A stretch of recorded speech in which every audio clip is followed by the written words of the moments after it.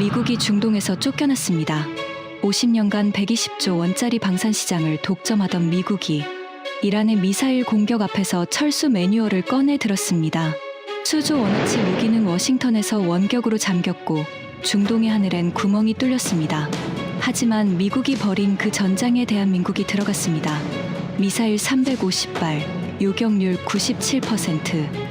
미국이 불가능이라 판정한 하늘을 한국이 3분 만에 틀어막은 겁니다.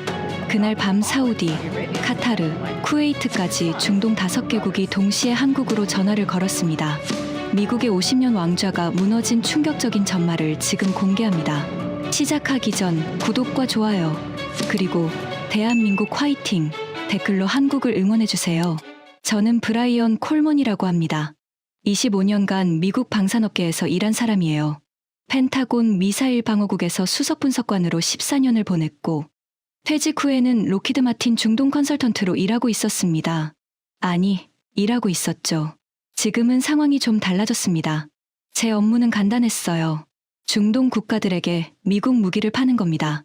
패트리어트, 사드, 이지스. 이름만 들어도 고개가 끄덕여지는 무기들이었죠. 제가 프레젠테이션을 시작하면 중동 장성들의 눈이 반짝거렸습니다. 미국의 방패 아래 들어간다는 건 세계 최강의 보험에 가입하는 것과 같았으니까요. 25년간 저는 그 사실을 의심한 적이 단 한 번도 없었습니다. 중동 방산 시장은 미국의 텃밭이었어요. 연간 120조 원 규모의 이 시장에서 미국의 점유율은 68%에 달했습니다. 나머지 32%를 러시아, 프랑스, 영국이 나눠 가졌고 한국 같은 나라는 통계에 이름조차 올리지 못했어요. 당연한 거라고 생각했습니다. 미국은 실전에서 검증된 무기를 가지고 있었어요. 걸프전에서 패트리어트가 이라크 스쿼드를 요격하는 장면은 CNN을 통해 전 세계에 생중계됐습니다. 그 한 장면이 50년치 마케팅보다 강력했어요. 실전이라는 두 글자 앞에서 모든 경쟁사의 스펙시트는 종이 쪼가리에 불과했습니다. 그래서 한국이 중동 방산 시장에 뛰어들겠다는 소식을 들었을 때 저는 웃었어요. 솔직히 말하면 코웃음이었습니다. 한국산 방공 미사일이라니. 천궁이라는 이름조차 처음 들었어요. 당시 제 상사였던 더글러스 하트는 저보다 더 노골적이었습니다.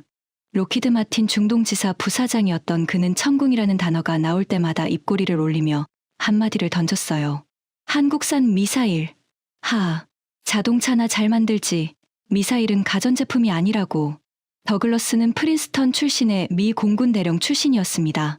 키가 190cm에 달했고 악수할 때 상대방의 손을 으스러뜨리는 걸 즐기는 사람이었어요. 회의실에 들어서면 공기가 무거워졌습니다. 그가 웃을 때도 주변 사람들은 긴장했어요. 그 웃음이 칭찬인지 조롱인지 구분이 안 됐으니까요. 대부분은 조롱이었습니다. 더글러스에게 무기 판매는 국가 안보가 아니라 비즈니스였어요.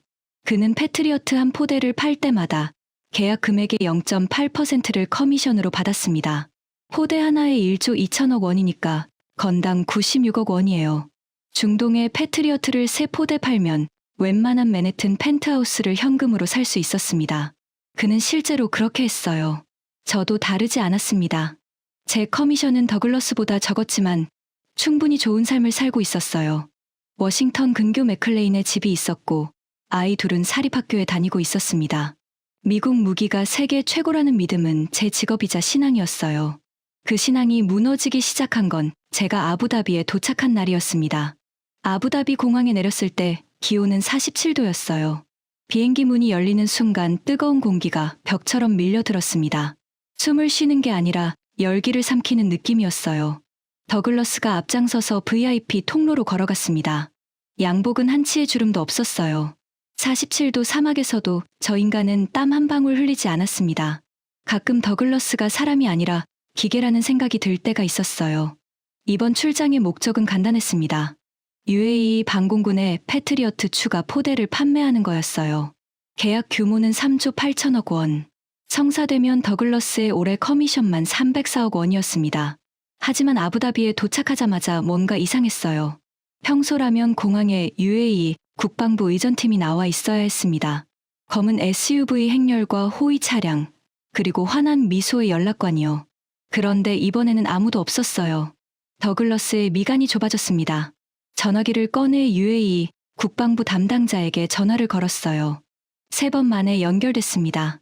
통화는 짧았어요. 더글러스가 전화를 끊은 뒤 한마디를 뱉었습니다. 일정이 밀렸대. 이틀 뒤로. 일정이 밀린 적은 한 번도 없었어요. 미국 로키드 마틴의 부사장이 직접 왔는데 이틀을 기다리라니요. 중동에서 미국 방산 기업은 왕이었습니다. 일정을 미루는 건 왕에게 문을 닫는 것과 같았어요.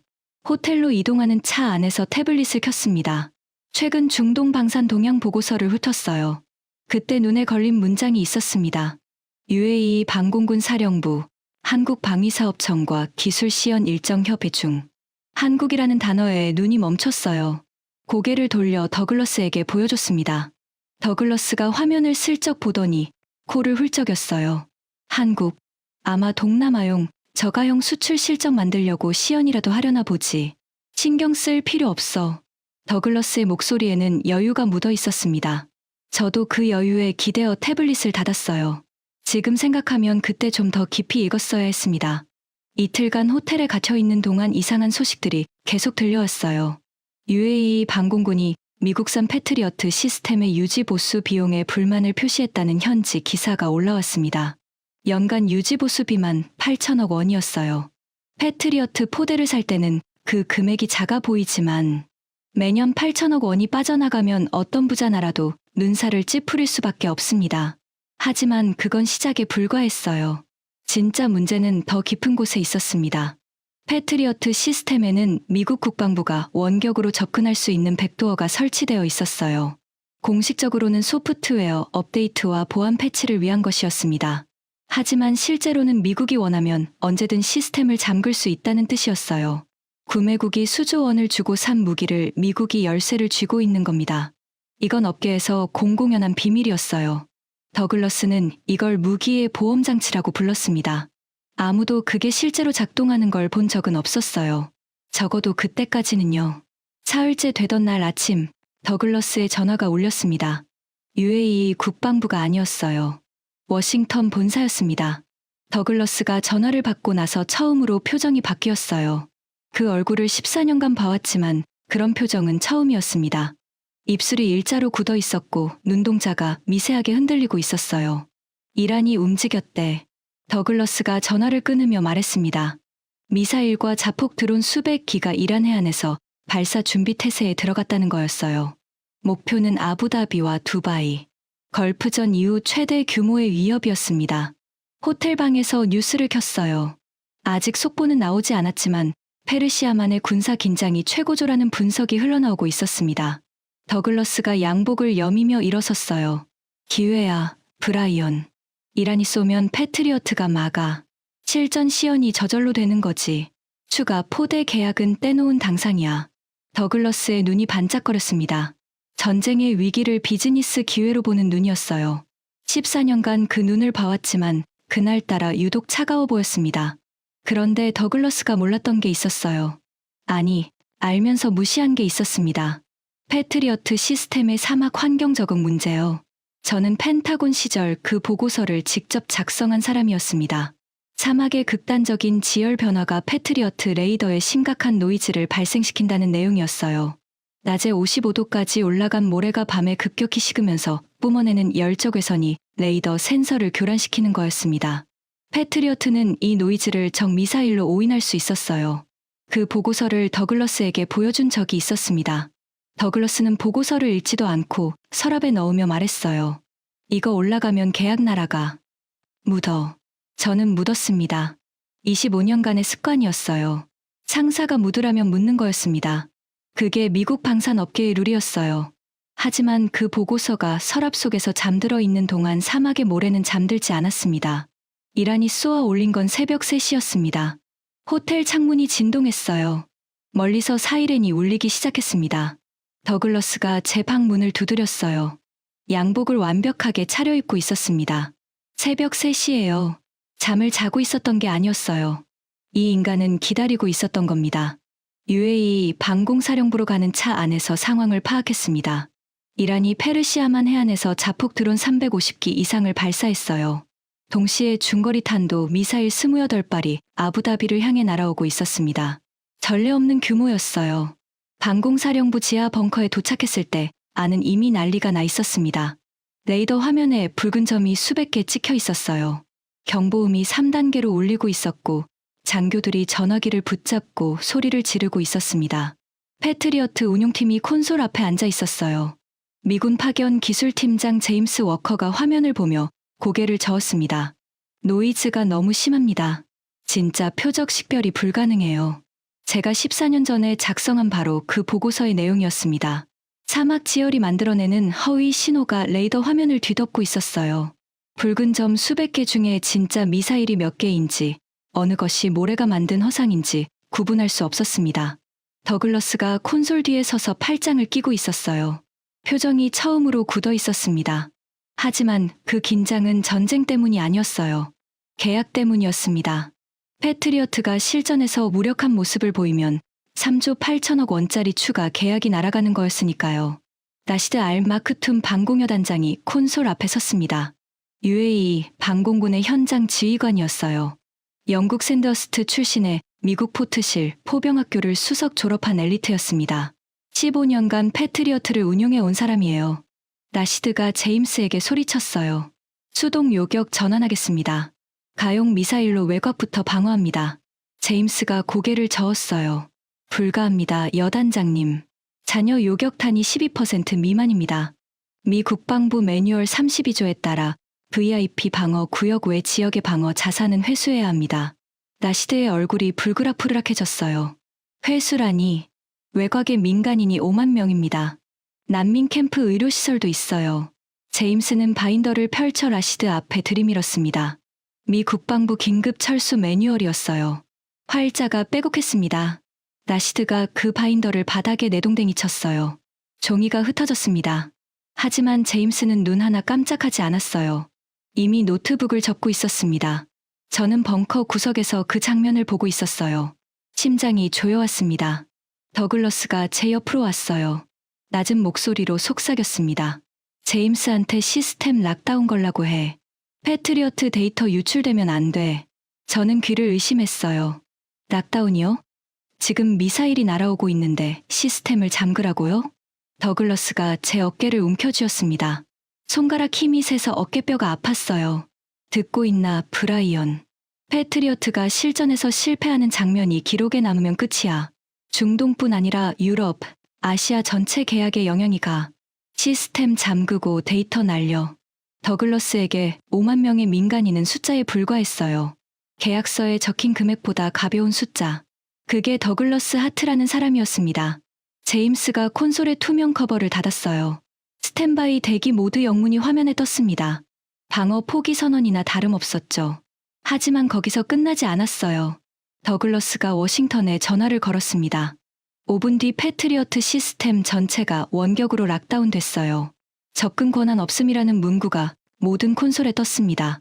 UAE가 수조 원을 주고 산 무기를 미국이 워싱턴에서 버튼 하나로 잠가 버린 겁니다. 나시드가 주먹으로 콘솔을 내리쳤어요. 한 번, 두 번, 세 번. 금속 표면에 피가 번졌습니다. 하지만 화면은 바뀌지 않았어요. 접근 권한 없음. 그 한 줄이 라시드의 15년 경력을 조롱하고 있었습니다. 벙커 천장이 흔들렸어요. 드론 선발대가 방어망을 뚫기 시작한 겁니다. 레이더 추적도 요격도 없이 그냥 들어왔어요. CCTV에 외곽 송전탑이 폭발하는 장면이 찍혔습니다. 대규모 정전이었어요. 벙커 조명이 꺼지고 비상발전기가 작동하며 붉은 비상등만 켜졌습니다. 라시드가 무전기를 잡았어요. 다급한 목소리로 어딘가에 연락하고 있었습니다. 아랍어였지만 한 단어는 알아들을 수 있었어요. 카림.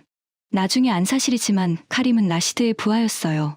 아부다비 외곽 난민 캠프 방공 초소의 말단 레이더 기술병이었습니다. 그리고 그 난민 캠프 의료시설에는 카림의 여동생 야스민이 있었어요. 선천성 심장 질환으로 인공호흡기에 연결되어 있는 14살짜리 아이였습니다. 정전이 되면 비상 배터리가 작동하지만 그건 4시간짜리였어요. 4시간.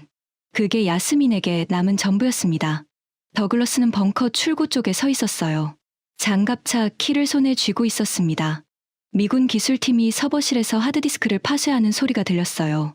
고음의 금속 마찰음이었습니다. 더글러스가 부하 셋에게 고개를 끄덕이자 그들이 장비를 챙기기 시작했어요. 철수 준비가 끝나가고 있었습니다. 라시드가 더글러스 앞을 가로막았어요. 이럴 수 없습니다. 우리는 동맹입니다. 더글러스가 라시드를 내려다보았어요. 190cm의 키에서 나오는 시선이었습니다. 여단장. 동맹은 계약입니다. 계약 조건이 충족되지 않으면 이행 의무도 없어요. 비즈니스의 기본이죠. 더글러스가 라시드의 어깨를 밀치며 출구로 걸어갔습니다. CCTV 화면에 미군 장갑차 4대가 기지를 빠져나가는 장면이 찍혔어요. 일렬로 정돈된 대열이었습니다. 철수 훈련을 수없이 반복한 티가 났어요. 저는 더글러스를 따라가야 했습니다. 그게 매뉴얼이었어요. 하지만 다리가 움직이지 않았어요. 콘솔 화면에 접근 권한 없음이라는 문구가 눈에 박혀 있었습니다. 14년 전 제가 작성한 보고서, 사막 지열 노이즈 문제, 더글러스가 묻으라고 했을 때 저는 묻었어요. 그 보고서가 살아있었다면 패트리어트가 사막에 맞게 개량됐을 겁니다. 이 상황이 오지 않았을 수도 있어요. 벙커 바닥에 흩어진 바인더, 종이들을 밟으며 서 있었습니다. 미 국방부 긴급 철수 매뉴얼이라는 글자가 군화 밑에서 구겨지고 있었어요. 그 매뉴얼에 따르면 저는 지금 장갑차에 타고 있어야 합니다. 하지만 움직이지 못했어요. 무전기에서 흘러나오는 카림의 목소리가 들렸거든요.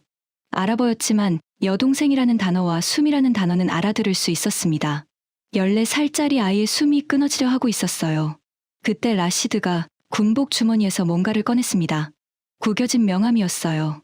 모서리가 접히고 때가 묻은 명함이었습니다.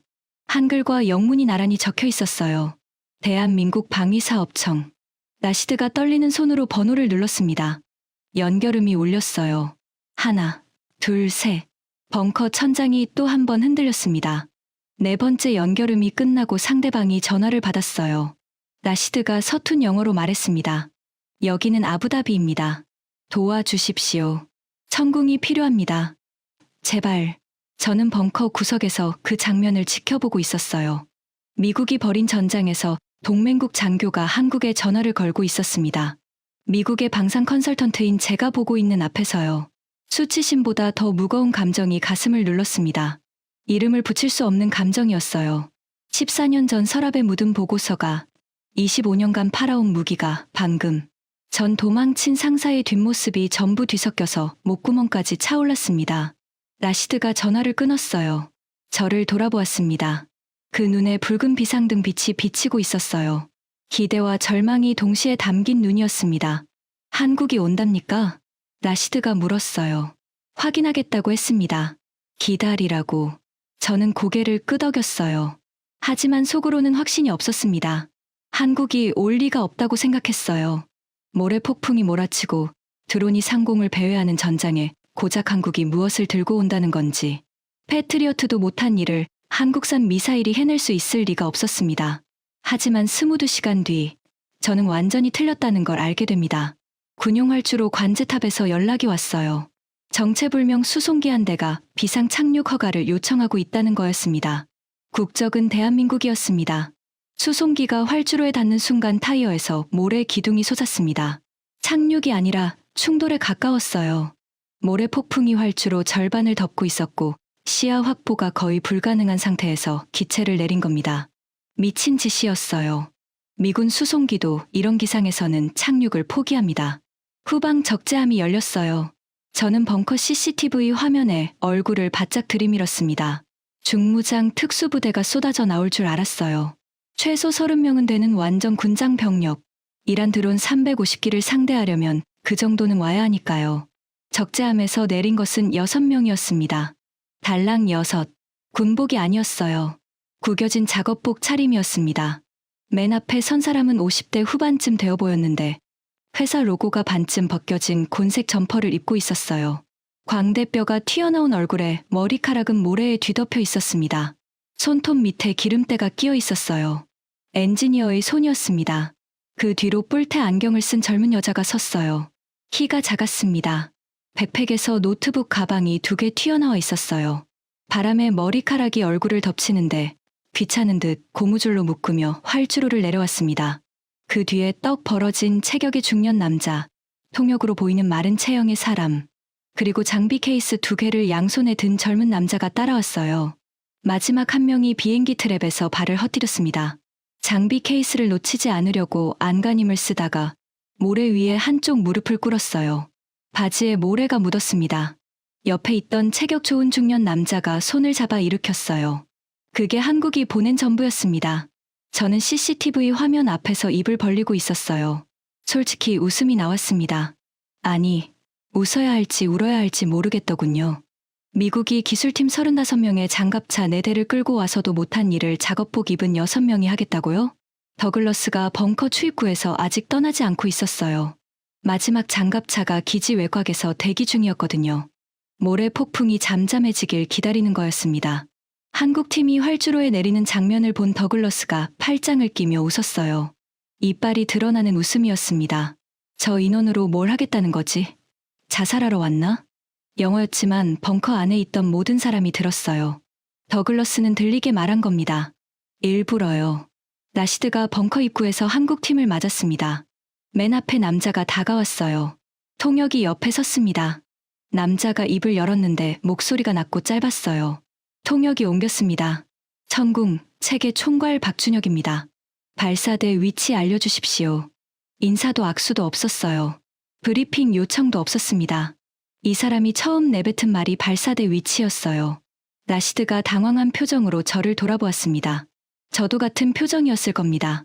미국 방산업계에서 25년을 일하면서 현장에 도착하자마자 브리핑도 없이 작업부터 시작하겠다는 사람은 한 번도 본 적이 없었어요. 펜타곤에서는 작전 개시 전에 최소 6시간의 브리핑이 필수였습니다. 상황 파악, 리스크 분석, 책임 소재 확인. 그래야 나중에 문제가 생겨도 매뉴얼대로 했다고 뒤집을 수 있거든요. 박준혁이라는 사람은 매뉴얼 따위에 관심이 없어 보였어요. 나시드가 현지 병사 셋을 배정했습니다. 그중 하나가 카림이었어요. 난민 캠프 방공 초소에서 급히 소환된 말단 기술병이었습니다. 23살. 미군 기술자들에게 커피나 타 주며 무시당하던 청년이에요. 박준혁이 점퍼 주머니에서 스패너를 꺼냈어요. 공항에서부터 쥐고 왔나 싶을 정도로 자연스러운 손놀림이었습니다. 뿔테 안경의 젊은 여자가 노트북을 꺼내 벙커 콘솔 옆에 쪼그려 앉았어요. 이름은 윤세라였습니다. 나중에 안 사실이지만 31살이었어요. 카이스트 전산학 박사 출신으로 천궁 교전 알고리즘의 핵심 개발자였습니다. 윤세라가 구형 노트북을 천궁 레이더 서버 포트에 꽂았어요. 자판을 두드리기 시작했는데 그 속도가 비현실적이었습니다. 벙커 안에서 유일하게 살아있는 소리가 그 자판 소리였어요. 더글러스가 출구 앞에서 그 장면을 보고 있었습니다. 코웃음을 치며 한마디를 던졌어요. 노트북 하나로 방공망을 세우겠다. 이건 대학 실험실이 아니라 전쟁터야. 박준혁은 더글러스를 쳐다보지도 않았어요. 이미 벙커 밖으로 나가고 있었습니다. 발사대 방향이었어요. 모래 폭풍이 불고 있었고 기온은 44도를 넘기고 있었습니다. 방독 마스크도 쓰지 않았어요. 저는 두 사람을 번갈아 봤습니다. 양복을 입고 에어컨 바람을 쐬며 비웃는 더글러스와 작업복을 입고 모래, 폭풍 속으로 뛰어나가는 박준혁. 같은 공간에 있는 사람들이라고 믿기 어려웠어요. 윤세라가 자판을 두드린 지 45초 만에 화면에 뭔가가 떠올랐습니다. 숫자와 좌표가 빼곡한 표였어요. 카림이 옆에서 그 화면을 들여다보고 있었습니다. 카림의 눈이 커졌어요. 이건 미군 시스템이 놓친 드론 궤적입니다. 카림이 라시드를 돌아보며 말했어요. 목소리가 떨리고 있었습니다. 윤세라가 노트북 한 대로 미군 패트리어트가 사흘 동안 잡아내지 못한 미세 드론. 궤적 80개를 한 번에 화면에 띄워낸 겁니다. 80개요. 미군 시스템이 포착한 건 겨우 30개 남짓이었는데 그 3배 가까운 숫자였어요. 어떻게 가능했냐고요? 천궁의 레이더는 수동 모드에서도 로그 데이터를 저장하는 구조였어요. 미군은 자기들 시스템이 꺼지면 데이터도 함께 사라진다고 생각했겠지만 천궁의 설계 철학은 달랐던 겁니다. 윤세라가 그 숨겨진 로그를 노트북으로 직접 끌어낸 거였어요. 화면에 80개의 궤적선이 펼쳐졌습니다. 이란 드론의 침투 경로가 낱낱이 드러났어요. 어디서 날아와서 어느 고도로 진입하고 어떤 패턴으로 회피 기동을 하는지까지 전부 보였습니다. 패트리어트가 살아있을 때도 이 정보는 없었어요. 미군 시스템은 VIP 구역 바깥의 데이터를 아예 수집하지 않았거든요. 계약 범위 밖이라는 이유로요. 그런데 구형 노트북 한 대가 그 사각지대를 통째로 뒤집어 놓은 겁니다. 저는 콘솔 뒤에서 그 화면을 보고 있었어요. 25년간 미국 방산 시스템만 다룬 사람입니다. 패트리어트의 레이더 해석 능력이 세계 최고라고 믿어 의심치 않았어요. 그런데 노트북 한 대가 그 최고를 넘어선 거였습니다. 심장이 한 박자 늦게 뛴 느낌이었어요. 인정하고 싶지 않았습니다. 하지만 화면에 찍힌 80개의 궤적선은 거짓말을 하지 않았어요. 더글러스가 출구 앞에서 그 화면을 봤습니다. 걸음이 멈췄어요. 태블릿을 꺼내 뭔가를 확인하더니 고개를 저었습니다. 하지만 아까처럼 코웃음을 치지는 않았어요. 입을 꾹 다물고 장갑차 쪽으로 돌아섰습니다. 발걸음이 빨라져 있었어요. 그때 윤세라가 손을 멈추고 화면을 노려봤습니다. 안경을 벗고 눈을 비벼요. 문제가 생긴 거였어요. 천국 레이더를 본격 가동한 지 1시간도 되지 않아 화면이 하얗게 뒤덮였습니다. 허위 경보였어요. 400개가 넘었습니다. 사막 지열을 적기로 오인한 레이더가 미친 듯이 경보를 쏟아낸 거예요.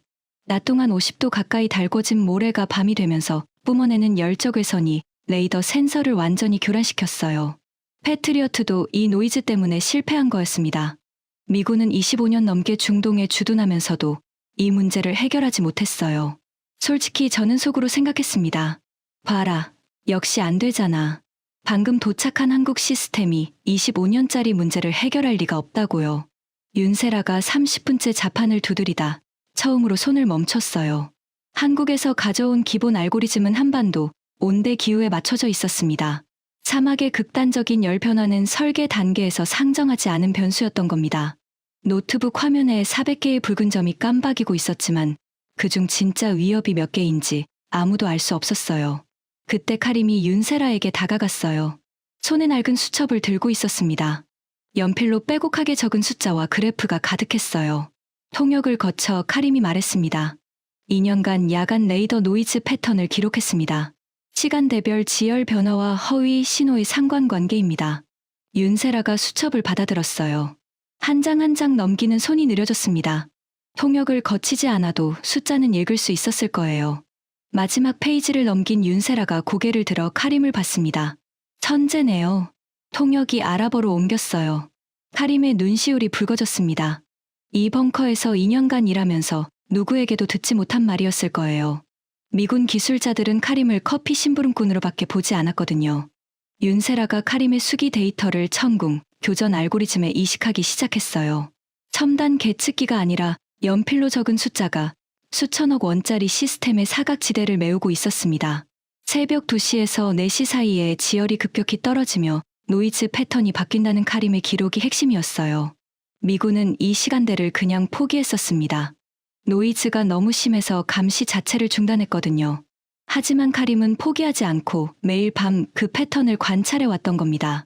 코드를 수정하는 동안 벙커 한쪽에서 낯선 냄새가 올라왔어요. 현지 대원들이 가져온 만디라는 아랍 음식이었습니다. 양고기와 쌀이 뒤섞인 커다란 쟁반이 바닥에 놓였어요. 한국 팀이 도착한 뒤 아무도 밥을 먹지 못했거든요.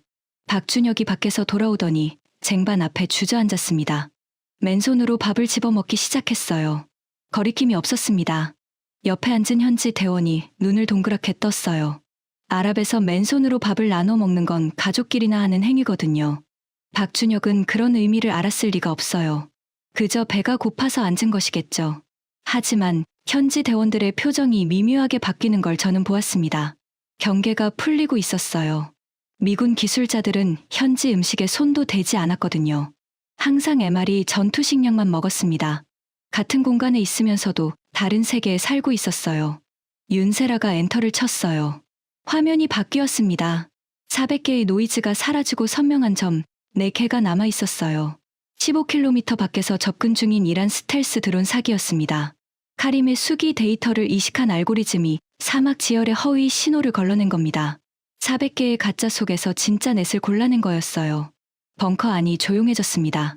아까까지 하얗게 죽어있던 레이더가 숨을 쉬고 있었어요. 저는 콘솔 뒤에서 주먹을 쥐고 있었습니다. 손바닥에 땀이 차 있었어요.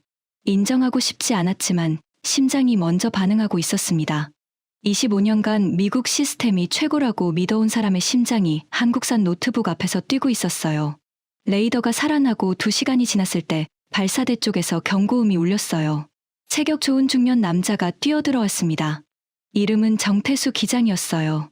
모래가 레이더 회전축에 끼었다고 했습니다. 사막 특유의 미세한 분진이 정밀 기계의 틈새를 갉아먹은 거예요. 회전축이 멈추면 레이더가 죽습니다. 레이더가 죽으면 아무리 알고리즘을 고쳐도 소용없어요. 과열 경고등이 빨갛게 켜져 있었습니다. 정태수가 마스크를 찾았어요. 없었습니다. 급하게 출발하느라 방독 마스크를 챙기지 못한 겁니다. 1초쯤 멈칫하더니 고개를 한번 끄덕이고 벙커 문을 열었어요. 밖은 지옥이었습니다. 모래 폭풍이 피부를 벗겨낼 듯 몰아치고 있었고 기온은 밤인데도 42도에 가까웠어요. CCTV로 봤습니다. 정태수가 레이더 회전축 위로 올라가 맨손으로 모래를 파내고 있었어요. 모래가 눈과 코를 덮쳤지만 멈추지 않았습니다. 한 움큼, 두 움큼. 감정이 없는 것처럼 보였지만 그건 감정을 접어둔 거였을 겁니다. 모래를 치운 뒤에도 문제는 끝나지 않았어요. 발사대 기반부의 온도가 너무 높았습니다. 냉각수가 부족했어요. 정태수가 벙커로 돌아오더니 자기 배낭에서 물통을 꺼냈습니다. 1리터짜리였어요. 사막에서 물 한 병은 생명입니다. 정태수가 그 물을 발전기 냉각구에 들이부었어요. 한 방울도 남기지 않았습니다. 저는 의자에서 일어나 있었어요. 스스로 일어선 건지 아닌지 기억나지 않습니다. 미국 방산업계에서 25년을 보냈습니다. 수천 명의 기술자를 봤어요. 하지만 자기 마실 물을 기계에 붓는 사람은 처음이었습니다. 미군 매뉴얼에는 그런 항목이 없거든요. 물 보급이 끊기면 작업을 중단하고 철수하라고 되어 있어요. 무전기에서 카림의 목소리가 흘러나왔습니다. 알아보였지만 여동생이라는 단어가 또 들렸어요. 난민 캠프 의료시설의 비상 배터리 잔량이 31%로 떨어졌다는 거였습니다. 야스민의 인공호흡기가 배터리로 돌아가고 있었어요. 4시간짜리 배터리의 3분의 1도 남지 않은 거였습니다. 카림의 목소리가 갈라지고 있었어요. 하지만 그 청년은 수첩을 놓지 않았습니다. 레이더 콘솔 앞에 앉아 윤세라가 시키는 데이터를 계속 읽어주고 있었어요. 여동생이 죽어가는 동안에도 자기 자리를 지키고 있었습니다. 나시드가 카림에게 다가갔어요. 어깨에 손을 올렸습니다. 아랍어로 뭔가를 말했어요. 카림이 고개를 저었습니다. 여기 있겠다는 뜻이었어요. 그 장면을 보는데 목이 조여왔습니다. 저는 14년간 펜타곤에서 보고서를 쓰고 슬라이드를 만들었어요. 에어컨이 나오는 사무실에서 미사일의 요격률을 퍼센트로 계산했습니다. 그 퍼센트 뒤에 사람이 있다는 걸, 14살짜리 아이의 심장이 뛰고 있다는 걸 한 번도 생각해 본 적이 없었어요.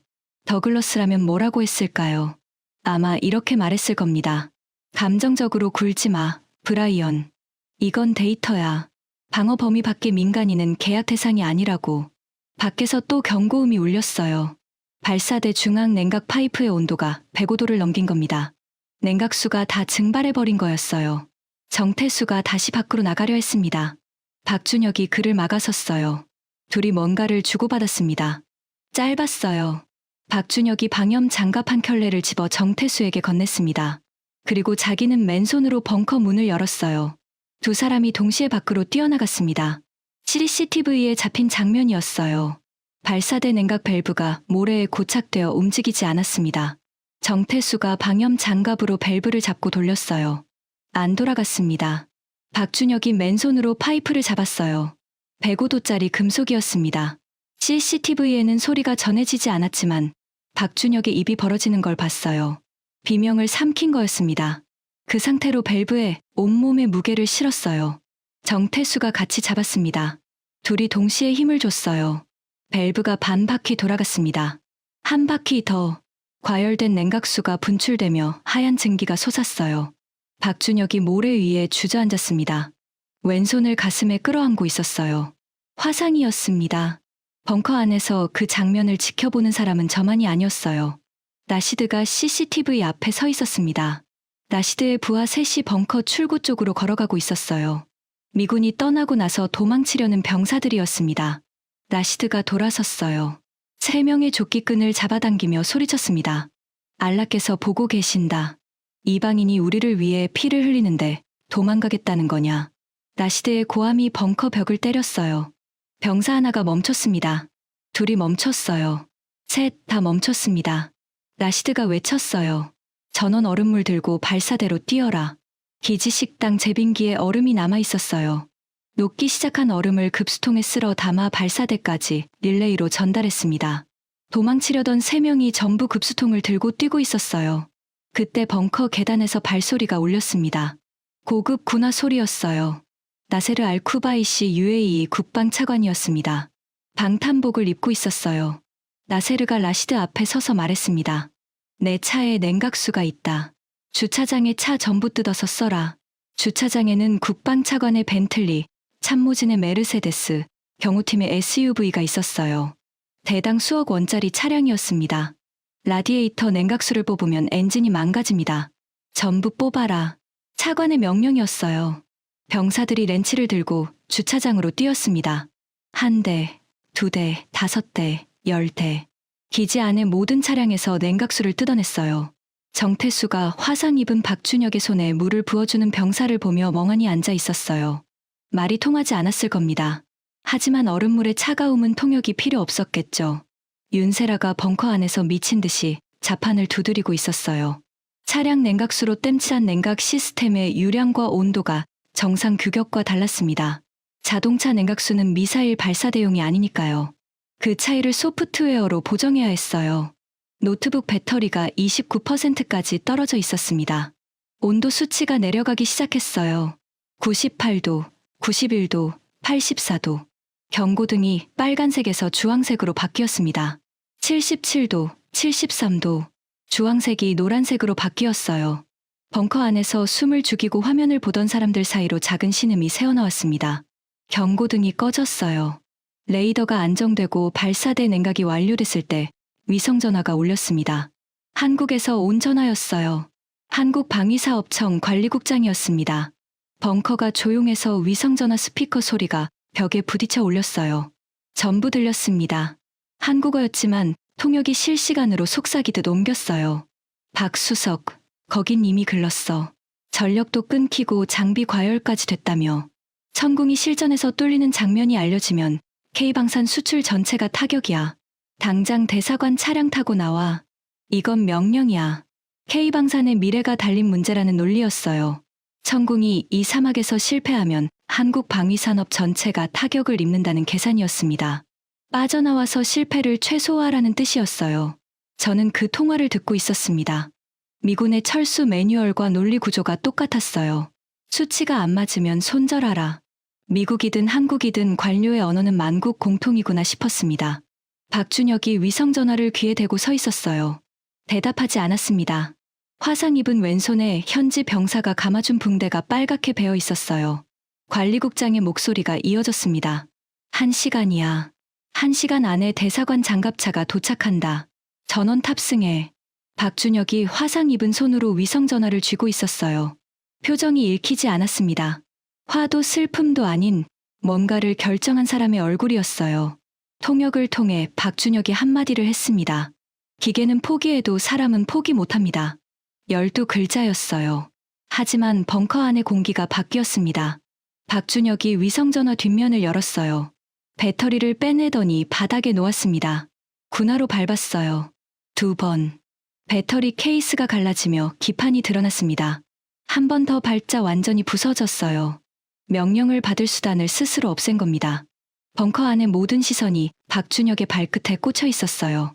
부서진 배터리 조각이 바닥에 흩어졌습니다. 박준혁이 벙커 출입문으로 걸어가 잠금 레버를 돌렸어요. 철컹. 문이 내부에서 강제 폐쇄됐습니다. 밖에서는 열 수 없어요. 박준혁이 돌아서며 한국팀 전원을 봤어요. 한마디를 했습니다. 우리가 만든 무기는 우리가 증명한다. 저는 벙커 구석에 서 있었습니다. 미국인이에요. 방금 전 미국이 도망쳤고 지금 한국이 문을 잠그고 남았습니다. 같은 전장에서 두 나라의 선택이 이렇게 갈리는 걸 눈앞에서 목격하고 있었어요. 그때 더글러스의 목소리가 벙커 안에 울렸습니다. 아직 떠나지 못한 거였어요. 마지막 장갑차가 모래 폭풍 때문에 접근하지 못하고 있었거든요. 벙커 문이 잠겼으니 더글러스도 갇힌 겁니다. 더글러스가 문 쪽으로 뛰었어요. 잠금 레버를 잡아당겼지만 꿈쩍도 안 했습니다. 박준혁을 돌아보며 소리쳤어요. 미쳤어. 문 열어. 여기 있으면 전부 죽는다고. 박준혁은 대답하지 않았어요. 이미 윤세라 옆에 쪼그려 앉아 노트북 화면을 들여다보고 있었습니다. 더글러스의 존재가 시야에 없는 것처럼 보였어요. 더글러스가 제게로 왔습니다. 어깨를 잡았어요. 아까처럼 세게요. 브라이언, 저 미친 놈한테 문 열라고 해. 한국어 할 줄 모르잖아. 통역한테라도 말해. 저는 더글러스의 손을 내려다 봤어요. 25년간 그 손이 시키는 대로 살았습니다. 보고서를 묻으라면 묻었고 시스템을 잠그라면 잠갔어요. 하지만 그 순간 카림의 무전기에서 흘러나오는 야스민의 숨소리가 들렸습니다. 가늘고 불규칙한 호흡이었어요. 더글러스의 손을 떼어냈습니다. 그건 제가 처음으로 더글러스에게 한 거부였어요. 25년 만에요. 더글러스의 얼굴이 일그러졌습니다. 그 표정을 본 적이 없었어요. 분노가 아니었습니다. 공포였어요. 자기 말이 안 먹히는 상황에 대한 공포. 190cm의 거구가 벙커 구석으로 물러났습니다. 벽에 등을 기대고 주저앉았어요. 양복 바지에 콘크리트 가루가 묻었습니다. 처음으로 더글러스가 작아 보였어요. 벙커 전체가 암전된 건 그 직후였습니다. 비상등마저 꺼졌어요. 완벽한 어둠이었습니다. 5초, 7초, 10초. 아무것도 보이지 않았어요. 누군가의 비명이 울렸고 장비가 바닥에 떨어지는 소리가 났습니다. 이란의 전자전 공격이었어요. 강력한 교란 전파가 벙커의 전력 계통을 통째로 마비시킨 겁니다. 비상 발전기까지 먹통이 됐어요. 10초 뒤 보조 배터리가 작동하며 비상등이 다시 켜졌지만 메인 전력은 완전히 죽어 있었습니다. 천궁 시스템도 강제 절전 모드로 전환됐어요. 레이더가 멈춘 거였습니다. 윤세라가 노트북을 뒤집었어요. 본체 배터리로 전환한 겁니다. 화면은 켜졌지만 레이더 연결은 끊겨 있었어요. 배터리 잔량 23%. 윤세라가 안경을 벗고 눈을 감았어요. 3초쯤이었습니다. 다시 눈을 뜨고 자판을 두드리기 시작했어요. 메인 전력 없이 서버를 깨우는 우회 경로를 즉석에서 만들어내는 거였습니다. 설계도에 없는 방법이었어요. 배터리가 19%를 찍었을 때 화면에 초록색 커서가 깜박였습니다. 천궁 서버가 절전 모드에서 빠져나왔어요. 레이더 콘솔에 불이 들어왔습니다.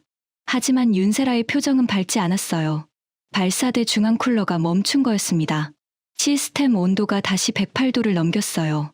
레이더가 살아나도 미사일을 쏘지 못하면 아무 소용이 없었습니다. 카림이 무전기를 잡았어요. 발사대 쪽 현지 병사들에게 상황을 전달했습니다. 정태수가 이미 밖에 있었어요. 아까 얼음물을 가져갔던 병사들이 남은 냉각수를 끌어다 파이프에 연결하고 있었습니다. 그때 레이더 화면이 먼저 감지했어요. 동쪽 해상에서 다수의 발사 여론이 동시에 포착됐습니다. 카림이 숫자를 읽었어요. 350기입니다. 벙커 안의 공기가 얼어붙었습니다. 이란이 역대 최대 규모의 드론과 미사일을 동시에 쏘아 올린 겁니다. 자폭 드론 310기와 탄도 미사일 40발이 편대를 이루어 페르시아만을 넘어오고 있었어요. 카림의 무전기에서 난민 캠프의 비상 통신이 들려왔습니다. 야스민의 인공호흡기 배터리 잔량이 9%로 떨어졌다는 거였어요. 1시간도 남지 않았습니다. 카림의 손이 떨렸어요. 하지만 수첩을 놓지 않았습니다. 레이더 화면에서 눈을 떼지 않았어요. 온도 수치가 내려가기 시작했습니다. 병사들이 가져온 냉각수가 작동한 거였어요. 87도, 82도, 76도. 경고등이 꺼졌습니다. 레이더 화면에 350개의 붉은 점이 전부 떠올랐어요. 그리고 그 점 하나하나 옆에 초록색 테두리가 생겼습니다. 조준 완료. 박준혁이 발사대 콘솔 앞에 섰어요. 350개의 표적에 초록 테두리가 붙어 있었습니다. 하지만 버튼에 손을 대지 않았어요. 윤세라에게 뭔가를 물었습니다. 윤세라가 고개를 저었어요. 박준혁이 다시 말했습니다. 윤세라가 또 고개를 저었어요. 세 번째로 박준혁이 천장을 가리켰습니다. 통역이 제게 속삭였어요. 사막 열 상승 기류를 이용해서 35발을 동시에 쏘겠답니다. 뭐라고요? 35발 동시 발사. 세계 어떤 방공 체계도 그런 전술을 쓰지 않습니다. 미사일끼리 궤적이 간섭하면 공중에서 충돌할 수 있거든요. 미친 짓이었어요. 하지만 박준혁이 가리킨 건 천장이 아니라 하늘이었습니다. 사막 지표면과 상층 대기 사이에서 발생하는 강력한 열상승 기류. 미사일이 올라가면서 그 기류를 타면 궤적 간 간격이 벌어진다는 계산이었어요. 패트리어트가 25년 동안 골칫거리로 여기던 사막의 열 변수를 무기로 뒤집으려 하고 있었습니다. 윤세라가 네 번째 고개를 끄덕였어요. 발사 시퀀스를 35발 동시로 재설정하는 코드를 입력하기 시작했습니다. 노트북 배터리가 11%를 가리키고 있었어요. 시간과 배터리를 동시에 쫓고 있었습니다. 윤세라가 마지막 엔터를 쳤을 때 배터리는 7%였어요. 박준혁이 콘솔 앞에 섰습니다. 투명 안전 커버를 주먹으로 내리쳤어요. 아크릴이 갈라지며 붉은색 발사 버튼이 드러났습니다. 벙커 안의 모든 시선이 박준혁의 손에 꽂혔어요. 라시드, 카림, 나세르 차관, 그리고 벙커 구석의 웅크린 더글러스까지. 전탄 발사. 박준혁의 목소리가 벙커를 울렸어요. 손바닥 전체로 버튼을 강타했습니다. 벙커 전체가 흔들렸어요. 바닥이 아니라 공기가 먼저 떨렸습니다. 발사음이 심장을 두드렸어요. 한 발이 아니었습니다. 동시에 35발이 치솟는 소리였어요. 굉음이 연속으로 이어졌습니다. CCTV를 켰어요. 발사대 12기에서 미사일이 동시에 솟아오르고 있었습니다. 불기둥이 사막 밤하늘을 갈랐어요. 35개의 불기둥이 부채꼴로 퍼져나갔습니다. 사막의 열상승 기류를 타고 궤적이 벌어지며 하늘을 뒤덮었어요. 거대한 손이 하늘을 움켜쥐는 것 같았습니다. 레이더 화면을 봤어요. 350개의 붉은 점을 향해 초록색 요격선이 뻗어나가고 있었습니다. 하나, 붉은 점이 터지며 사라졌어요. 요격 성공 팝업이 떴습니다. 5, 10, 20, 붉은 점이 초록으로 바뀌는 속도가 점점 빨라졌어요. 카림의 수기 데이터를 이식한 알고리즘이 모래 폭풍의 노이즈를 완벽하게 걸러내고 있었습니다. 이란 드론의 엔진 여럿만을 콕 집어 타격하고 있었어요. 헛발질하는 미사일이 단 한 발도 없었습니다. 벙커 안이 숨을 멈추었어요. 레이더 화면의 붉은 점이 눈에 보이는 속도로 줄어들고 있었거든요. 350개, 280, 140점. 1분이 지났어요. 붉은 점이 70개 아래로 떨어졌습니다. 2분이 지났어요. 30개. 3분이 되었을 때 350개의 붉은 점 중 340개 이상이 초록색으로 바뀌어 있었습니다. 요격률 97%. 3분 만에요. 벙커 구석에서 비명 같은 환호가 터졌어요. 현지 병사 하나가 헬멧을 벗어 공중에 던졌습니다. 라시드가 무릎을 꿇으며 이마를 바닥에 대었어요. 기도였습니다. 저는 레이더 화면을 보고 있었습니다. 화면 한 구석에 난민 캠프 좌표가 있었어요. 미군이 계약 범위 밖이라고 버린 바로 그 구역이었습니다. 그 좌표 위에 붉은 점 하나가 남아 있었어요. 야스민의 의료시설을 향해 낙하하던 마지막 탄도 미사일이었습니다. 초록색 요격선이 그 붉은 점을 향해 뻗어나갔어요. 거리가 아슬아슬했습니다. 요격선이 붉은 점에 닿았어요. 팝업이 떴습니다. 요격 성공. 파편 잔여량 제로. 야스민의 의료시설 위에 아무것도 떨어지지 않았습니다. 미국이 계약 범위 밖이라고 버린 구역을 미국이 가치 없다고 분류한 연례. 살짜리 아이의 머리 위를 한국이 지켜낸 겁니다. 카림이 무전기를 잡았어요. 난민 캠프 의료시설에 연락했습니다. 잡음이 길었어요. 간호사의 목소리가 들렸습니다. 폭발음이 멈췄습니다. 야스민이 자고 있어요. 숨을 쉬고 있습니다. 카림이 무전기를 쥔 채 바닥에 주저앉았어요. 소리 없이 울고 있었습니다. 수첩이 가슴 위에 펼쳐져 있었어요. 그 낡은 수첩이 수천억 원짜리 장비가 해내지 못한 일을 해낸 겁니다. 저는 콘솔을 잡고 겨우 서 있었어요. 다리에 힘이 없었습니다. 25년간 미국 무기가 세계 최고라고 믿어온 사람이 벙커 바닥에 무너지고 있었어요. 벙커 밖 CCTV에 하늘이 찍혔습니다. 요격된 드론의 잔해가 사막 상공에서 불꽃이 되어 흩어지고 있었어요. 수십 개의 화염이 동시에 터지며 밤하늘을 수놓았습니다. 대한민국 미사일이 그린 궤적이 하늘 전체를 덮고 있었어요. 더글러스가 벙커 구석에서 고개를 들었습니다. CCTV 화면을 보고 있었어요. 태블릿을 꺼냈습니다. 패트리어트 시스템의 최종 상태 보고가 떠 있었어요. 커다란 빨간 글씨. 방어 불가. 더글러스의 시스템은 이 전장을 방어 불가능으로 판정했었습니다. 데이터상 불가능한 일이 눈앞에서 벌어진 거예요. 더글러스의 입이 열렸어요. 매뉴얼 밖에 미친 놈들. 영어였지만 감탄인지 자조인지 분간이 안 됐습니다. 태블릿을 무릎 위에 내려놓는 더글러스의 손이 떨리고 있었어요. 요격이 끝나고 벙커 안에 소란이 잦아들 무렵 벙커 구석에서 움직임이 있었습니다. 사우디아라비아 왕실 군사 옵서버 파이살 빈 압둘라 특사였어요. 개전 이후 팔짱을 끼고 벽에 기대 관찰만 하던 인물이었습니다. 한마디도 하지 않았어요. 미군이 도망칠 때도, 한국팀이 도착했을 때도, 발사대가 과열됐을 때도 표정 하나 바꾸지 않았죠. 그 파이살이 위성 암호 무전기를 꺼냈습니다. 장비 덮개를 열고 주파수를 맞추는 손놀림이 빨랐어요. 입을 열었습니다. 즉시 왕세자 전학계 연결하라. 목소리가 낮았지만 벙커 안에 선명하게 울렸어요. 이어서 한마디를 더 했습니다. 차기 방공망 사업, 미제 사드는 전면 재검토한다. 한국의 천궁을 우선 협의 대상으로 올려라. 연결도 되기 전에 결론을 먼저 말한 거였어요. 3분간의 요격이 사우디의 수조 원짜리 방위 사업 한도를 뒤집어 놓은 겁니다. 저는 그 말을 듣고 등줄기가 서늘해졌어요. 사우디는 미국 방산의 최대 고객입니다. 연간 무기 구매액만 45조 원이에요. 그 사우디가 미국 사드를 재검토하겠다는 건 중동 방산 시장의 지각 변동이 시작됐다는 뜻이었습니다. 파이살의 통화가 끝나기도 전에 벙커 통신실에 연락이 쏟아지기 시작했어요. 카타르 국방부, 쿠웨이트 합참, 오만 왕실 군사실. 전부 같은 질문이었습니다. 한국의 천궁, 우리도 도입할 수 있는가? 72시간 안에 5개국에서 동시에 문의가 들어왔어요. 중동 방산 역사상 전례가 없는 일이었습니다. 저는 콘솔 뒤에 서서 그 전화들이 들어오는 걸 지켜보고 있었어요. 한 통, 두 통, 세 통. 전화가 올 때마다 25년간 제가 쌓아온 것이 무너지는 소리가 들렸습니다. 미국이 50년간 독점한 중동 방산 시장의 왕좌가 작업복 입은 6명에 의해 무너지고 있었어요. 더글러스가 벙커 구석에서 일어섰습니다. 양복에 콘크리트 가루가 묻어 있었고 넥타이가 풀려 있었어요. 190cm의 거구가 작아져 보였습니다. 태블릿을 꺼내 워싱턴 본사에 전화를 걸었어요. 손이 떨리고 있었습니다. 연결된 통화 내용이 벙커 안에 흘렸어요. 더글러스의 목소리가 처음으로 갈라졌습니다. 사우디가 사드 재검토를 선언했습니다. 카타르, 쿠웨이트도 한국 쪽으로 움직이고 있어요. 중동 포트폴리오 전체가 위험합니다. 전화기 너머에서 긴 침묵이 흘렀어요. 그리고 짧은 한마디가 들려왔습니다. 어떻게 된 거야, 더글러스.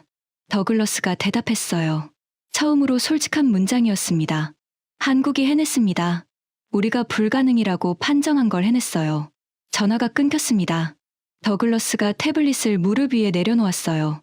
화면에 패트리어트 시스템의 빨간 에러 메시지가 여전히 떠 있었습니다.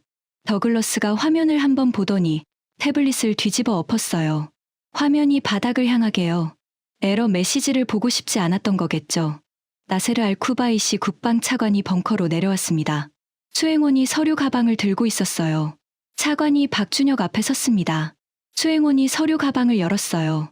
안에서 나온 건 백지 발주서였습니다. UAE 국방부 직인이 찍힌 공식 문서였어요. 품목란에 천궁 추가 포대라고 적혀 있었고 금액란은 비어 있었습니다.